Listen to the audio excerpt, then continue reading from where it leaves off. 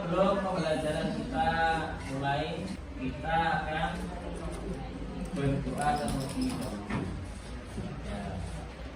Yang sebelah pojok Mas Ketua kelas bisa memimpin doa. Ya, silakan dipimpin ya. Sebelum kita mulai pelajaran pada hari ini, mari kita doa untuk bacaan masing-masing. Doa mulai.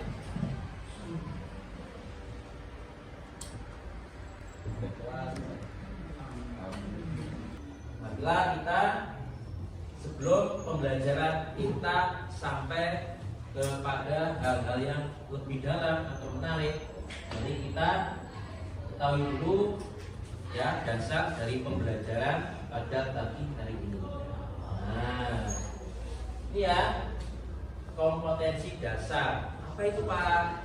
Kemampuan utama atau dasar, atau kalau zaman dulu disebut pokok bahasa. Ya, zaman ayah saya itu pas sekolah tadi bersama dengan pokok bahasa.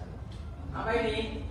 Nah, ini dia menganalisis 3.1 ya di semester 1 pokok bahasa atau kompetensi dasar 1, menganalisis kerajaan maritim Indonesia pada masa Hindu-Buddha dalam sistem pemerintahan, sosial, ekonomi, kebudayaan, serta pengaruhnya dalam kehidupan masyarakat Indonesia pada masa ini. Nah, selanjutnya setelah ada kompetensi dasar, kita lanjut dengan adanya indikator.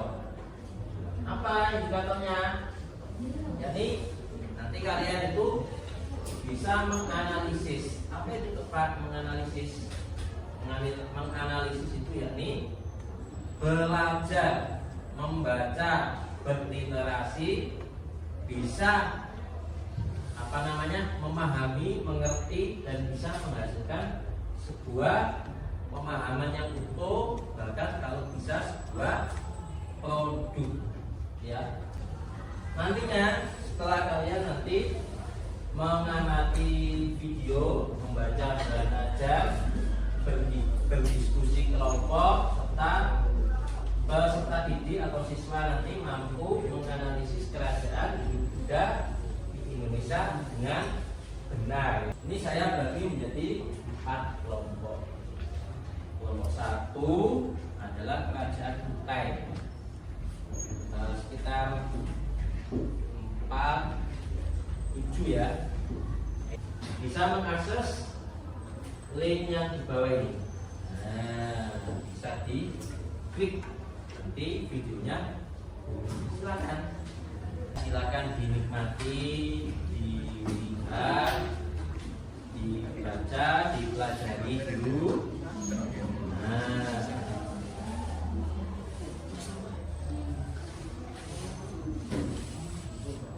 sudah, saya rasa waktunya sudah cukup ya.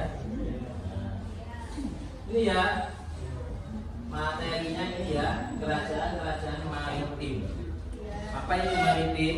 Maritim adalah kemampuan sebuah kerajaan, kalau itu kerajaan, kalau sebuah negara ya state atau negara yang punya kemampuan dalam mengendalikan, mengelola lautan atau batas wilayah teritorial lautnya. Ya, bisa menjaga keutuhannya, terlebih bisa meluaskannya. Nah, atau disebut bahari. Ya, bisa berkah juga. Nah, lokasinya di lautan, masuk Indonesia, negara kepulauan. Itu ya, pada masa Hindu-Buddha, yakni kerajaan Kutai, Tarumanegara, Mataram, Gunung Buddha, dan kerajaan Kediri. Ya, setelah kalian tadi melihat video, ini kita bagi menjadi kelompok sudah tadi. Nah, ini kan kerajaan Kutai, Tarumanegara, Mataram, Hindu-Buddha, dan kerajaan Kediri. Petunjuk kerjanya adalah kerjakan dengan anggota kelompok maksimal 9 atau bisa kurang dari itu ya. Tulis di selembar kertas atau LKPD. Nah, dituliskan, didiskusikan ya tentang kerajaan itu ya. Di LKPD juga diisi, di bawahnya lembar kosong yang LKPD juga bisa kalian tambahkan ya. Saya berikan waktu kira-kira 15 menit cukup ya.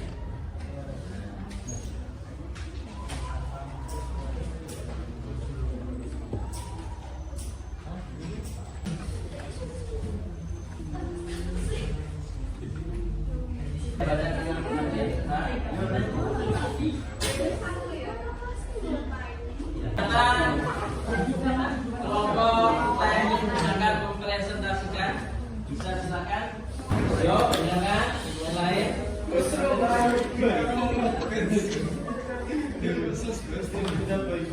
Ya. Assalamualaikum warahmatullahi wabarakatuh.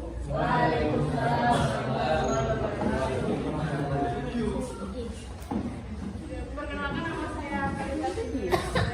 Saya adalah Museum Desa. Kami perwakilan dari kelompok 1 akan mempresentasikan diskusi kami mengenai kerajaan Kutai. Kerajaan Kutai adalah kerajaan yang diseluruh Indonesia sekitar abad ke-4. Kerajaan ini berdaerah Muara Kamen berisinya Kabupaten Kerajaan Kutai terkait dengan sejarah yang disebutkan yaitu sifat kehidupan yang bersalawat dan bahasa Sanskerta. Dalam bahasa Bupa disebut nama negara yang pertama menggunakan kata kerajaan memiliki ucapan yang menjadi ada dua Asmawarman memiliki 3 orang putra. Salah satunya bernama Mulawarman yang lahirnya menjadi raja dan berhasil membawa kerajaan Kutai menuju masa kejayaan. Mulawarman disebut sebagai raja yang memiliki budi pekerti baik, kuat, dan pernah mengadakan upacara persembahan 20.000 ekor lembu untuk kaum Brahmana yang bertempatan di Wakrakarana. Sekian dari kelompok kami. Wassalamualaikum warahmatullahi wabarakatuh.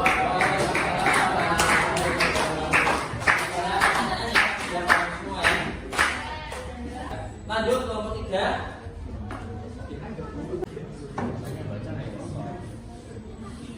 Perhatikan ya.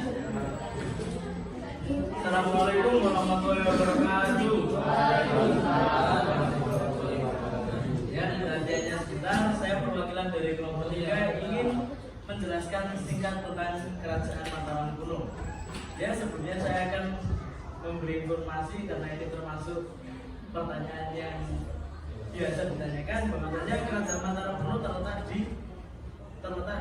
diperkirakan terletak di Jawa Tengah.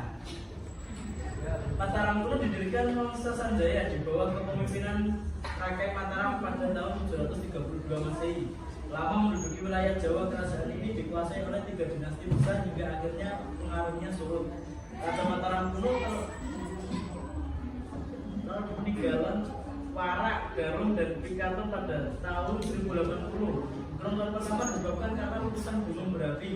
Lokasi kerajaannya berada di Jawa Tengah dengan banyak gunung berapi membuat letusan gunung berapi merusak istana. Kerajaan peninggalan dari kerajaan Mataram kuno antara lain Candi Sewu, Candi Borobudur, Candi Prambanan, Gedung Songo, Candi Pawon, Candi Mendut, Candi Dieng, dan Candi Karasan. Sekian, wassalamualaikum warahmatullahi wabarakatuh.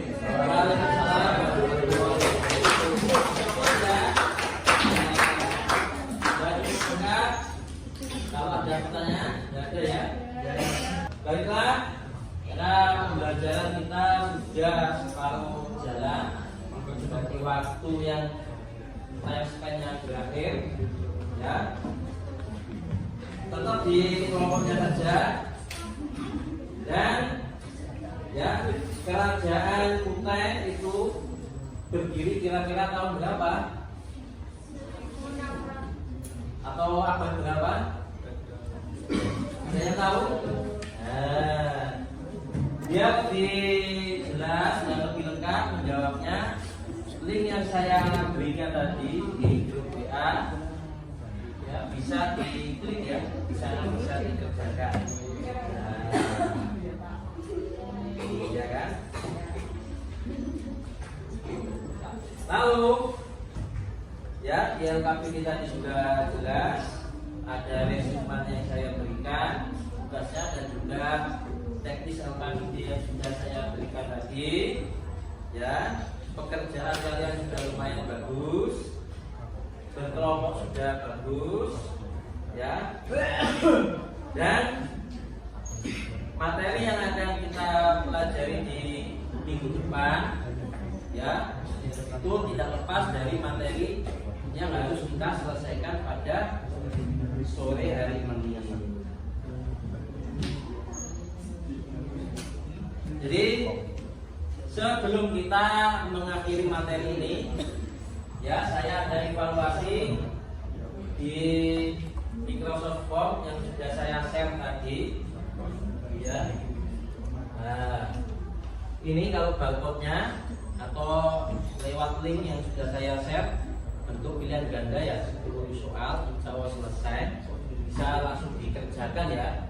Nah, sambil saya memberikan kesimpulan.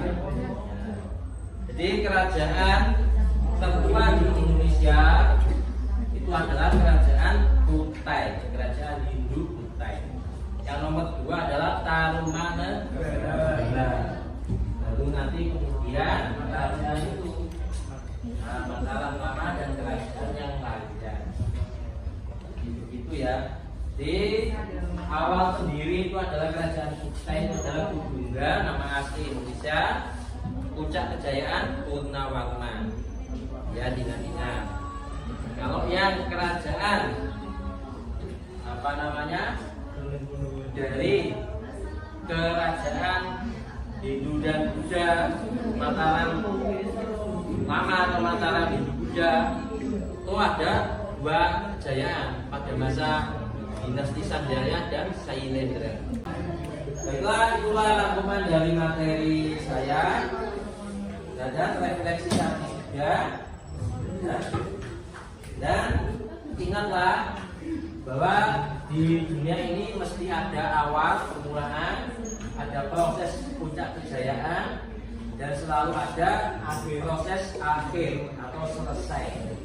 Begitupun dengan hidup manusia, apalagi sebuah kerajaan, ya kan? Dan untuk pembelajaran selanjutnya kita akan mempelajari kerajaan setelah ini. Ada Singosari, Sriwijaya, Majapahit, dan kerajaan yang lainnya. Baiklah, tetap duduk di kelompoknya. Sebelum kita mengakhiri pembelajaran pada pagi hari ini, silakan ketua kelas untuk memimpin doa terlebih dahulu. Silakan yang baca sendiri apa-apa.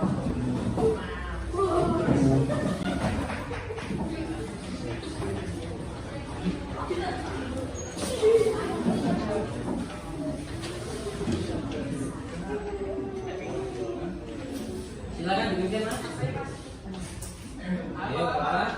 Sebelum mengakhiri pelajaran hari ini, alangkah baiknya kita menurut semangat saya adalah mulai.